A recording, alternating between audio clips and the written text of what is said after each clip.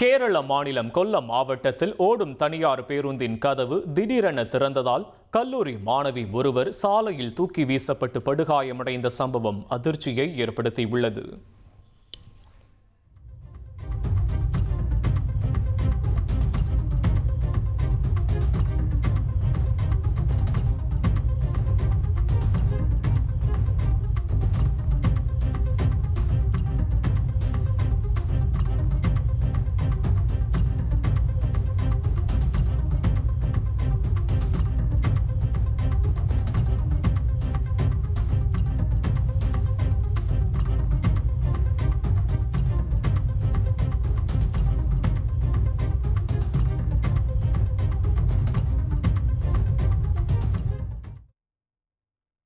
சடையமங்கலம் அருகே வளைவான சாலையில் பேருந்து சென்றபோது இந்த விபத்து நிகழ்ந்துள்ளது. படுகாயமடைந்த மாணவி அப்பகுதி மக்களால் மீட்கப்பட்டு மருத்துவமனையில் சிகிச்சைக்காக அனுமதிக்கப்பட்டுள்ளார்.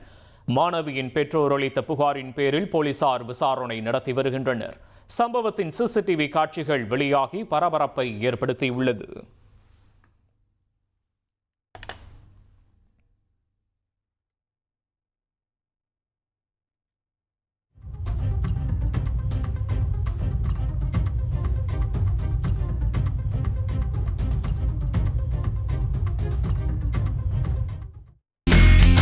இனி செல்லும் இடமெல்லாம் செய்தி.